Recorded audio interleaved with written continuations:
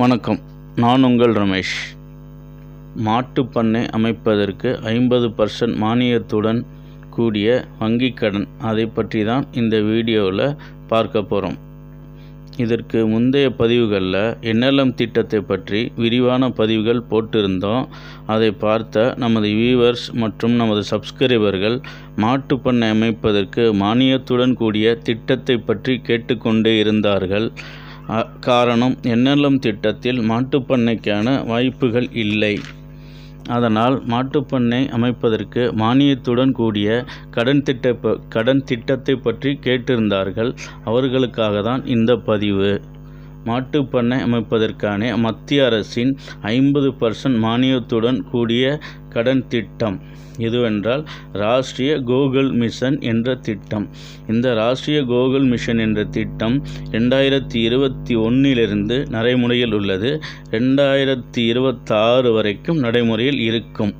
இந்த திட்டத்தின் முழு செயல்பாடுகள் பற்றியும் அதிகபட்ச கடன் தொகை பற்றியும் விரிவாக சொல்லியிருப்போம்.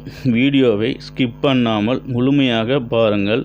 உங்களுக்கு தேவையான அனைத்து தகவல்களும் கிடைக்கும். இதற்கு முன்பாக நமது சேனலை சப்ஸ்கிரைப் பண்ணாதவங்க சப்ஸ்கிரைப் பண்ணி பெல் பட்டன் அழுத்தி ஆல் கொடுத்துடுங்க. அப்போ தான் நம்ம வீடியோ எல்லாம் உங்களுக்கு நோட்டிஃபிகேஷனாக வரும்.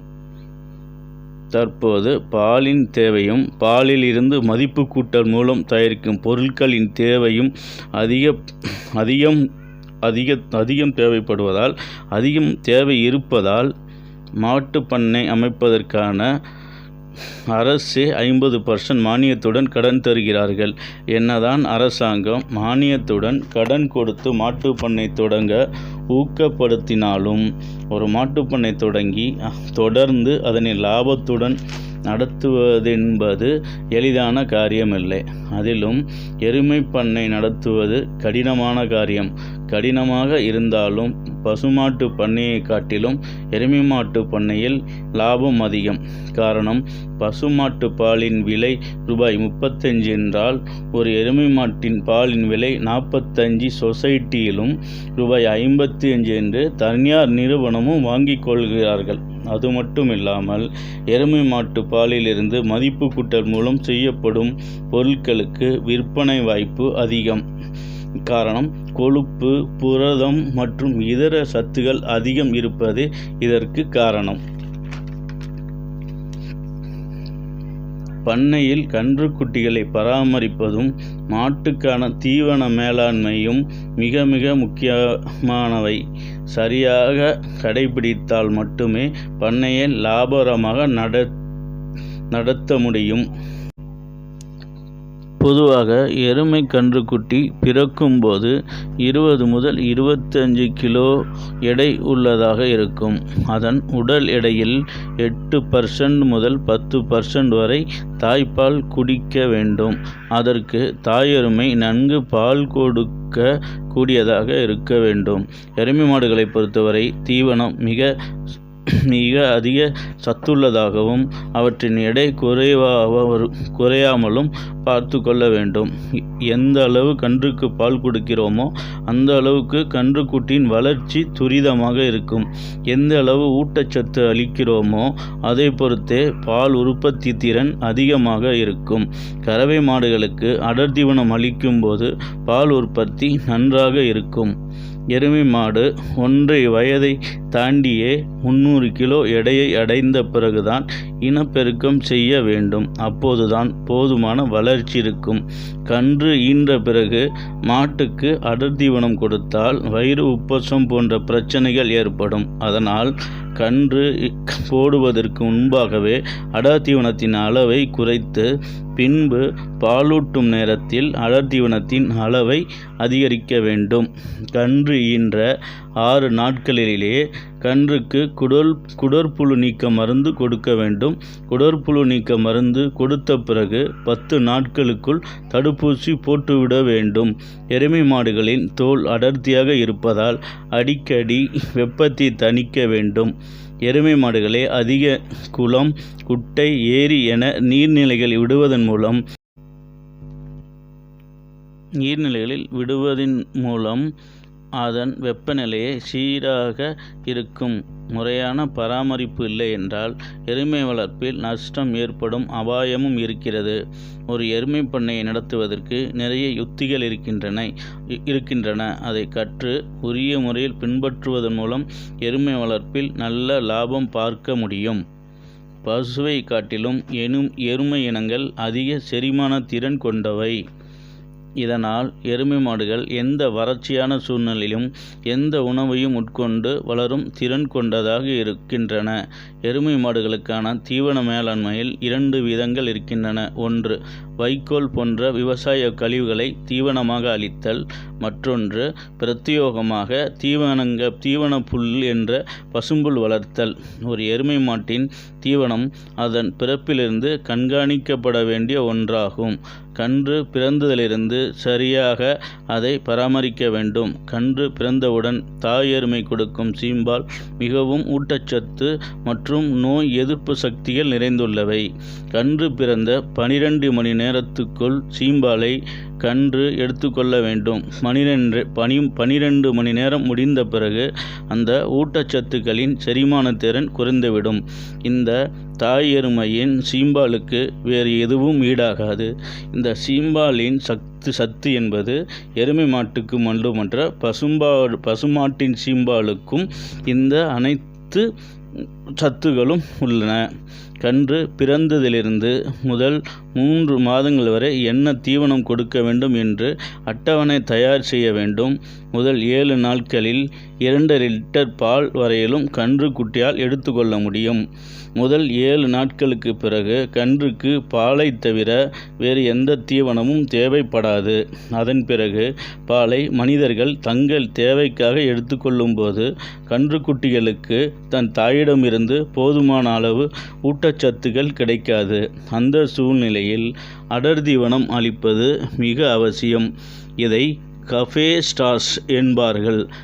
இது கம்பு, மக்காச்சோளம், ராகி போன்ற பல ஊட்டச்சத்து மிகுந்த தானியங்களின் கலவையாகும்.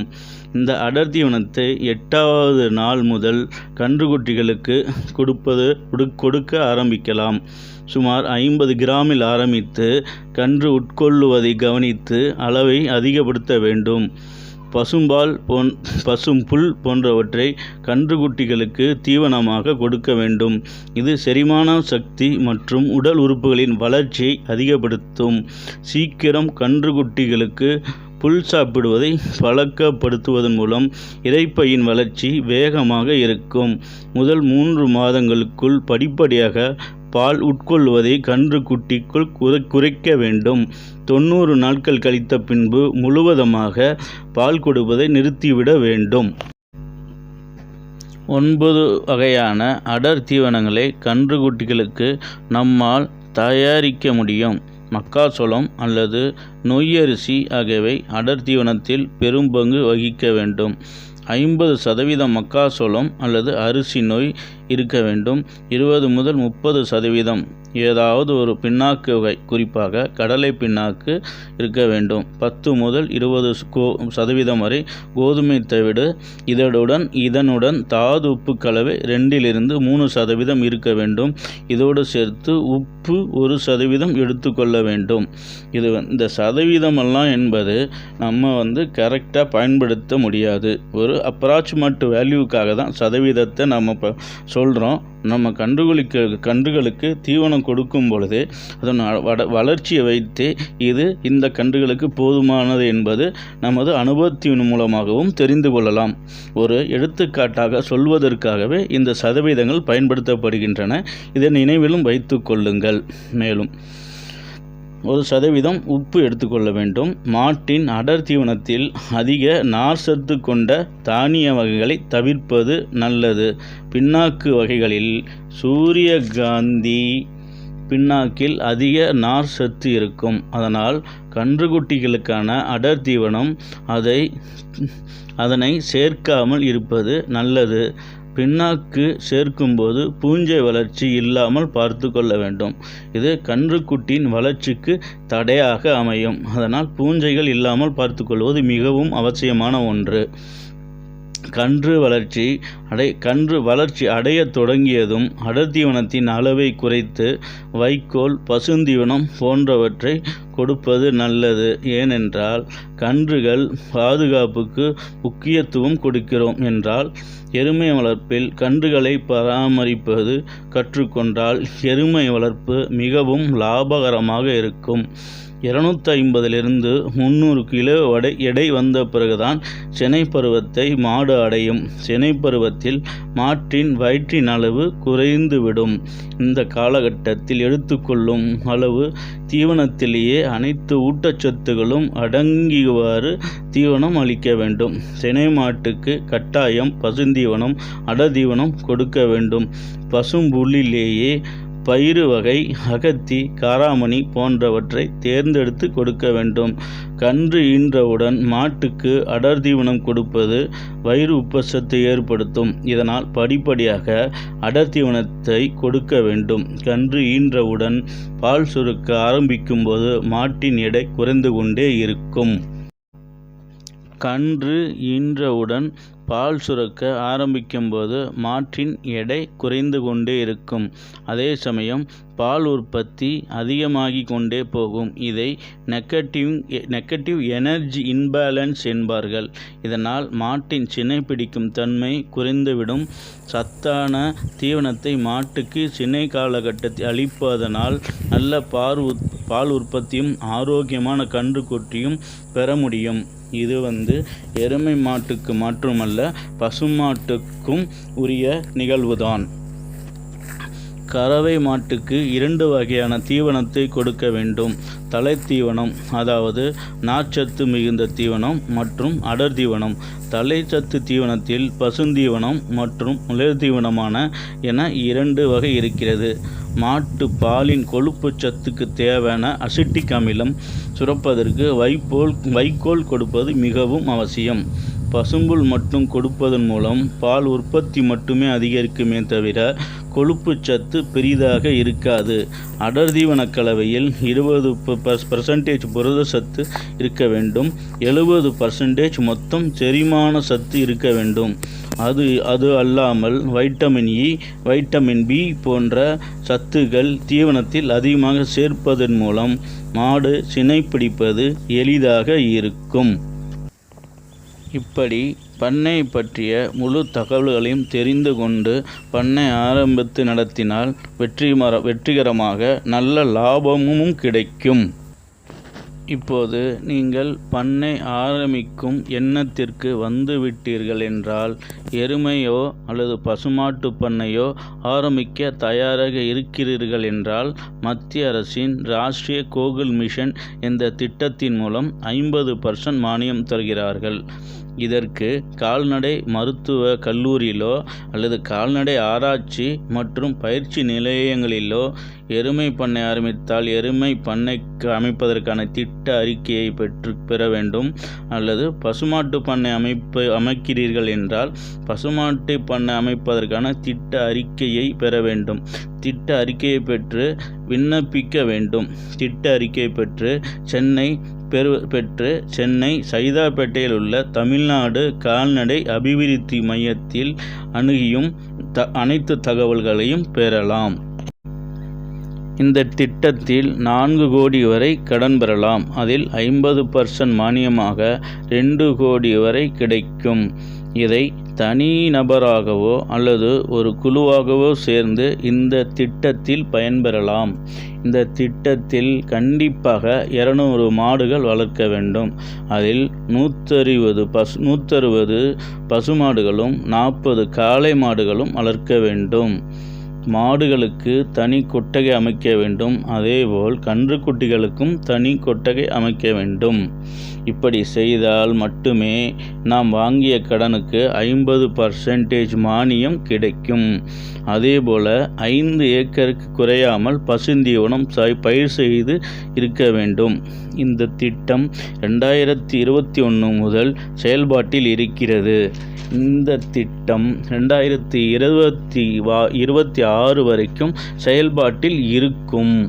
இந்த திட்டத்தை செயல்படுத்துவது எஸ்ஐ என்பது ஸ்டேட் இம்ப்ளிமெண்ட் ஏஜென்சி என்ற மாநில அமைப்பு தான் இந்த திட்டத்தை செயல்படுத்துகிறது. இந்த திட்டத்தை கண்காணிப்பது நேஷனல் லைவ் ஸ்டாக் போர்டு என்ற அமைப்பு இந்த திட்டத்தை கண்காணிக்கிறது. அதாவது NLM திட்டத்தை செயல்படுத்தும் அமைப்புகள் தான் இந்த ராஷ்டிரிய கோகுல் மிஷன் என்ற திட்டத்தையும் செயல்படுத்துகிறது. இந்த திட்டத்தில் 2 கோடி முதல் 4 கோடி வரை மட்டுமே கடன் பெற்று 50% மானியம் பெற முடியும். இதற்கு குறைவாக ஒரு சிறிய பண்ணை தொடங்க வேண்டுமென்றால் PMEGPயில் 20 லட்சம் வரை கடன் பெற்று மாட்டுப் பண்ணை அமைக்கலாம். இந்த PMEGP 2023 முதல் தான் மாட்டுப்பண்ணைக்கு கடன் தருகிறார்கள். அதற்கான மானியமும் திட்டத்தின் முழு விளக்கத்தையும் அடுத்த வீடியோவில் விரிவாக பார்ப்போம். நமது சேனலில் வீடியோவை தொடர்ந்து பார்க்க வேண்டுமானால் நமது சேனலை சப்ஸ்கிரைப் செய்து பெல் பட்டனை அழுத்தி ஆல் கொடுத்து வைத்து கொள்ளுங்கள். அப்போதுதான் நமது போடும் அனைத்து வீடியோவும் உங்களுக்கு நோட்டிஃபிகேஷனாக வரும். அனைத்து வீடியோக்களும் நீங்கள் பார்ப்பதற்கு ஏதுவாக இருக்கும். நன்றி. நான் உங்கள் ரமேஷ். வீடியோவை முழுமையாக பார்த்த அனைவருக்கும் நன்றி. இப்பொழுது இந்த ரவுண்ட் பட்டனில் தெரியும் நமது லோகோவை அழுத்தி நமது சேனலை சப்ஸ்கிரைப் செய்து கொள்ளுங்கள். அருகில் இருக்கும் ரிலேட்டட் வீடியோவை அழுத்தி அந்த வீடியோவையும் பார்த்து தேவையான தகவலை பெறுங்கள். நன்றி.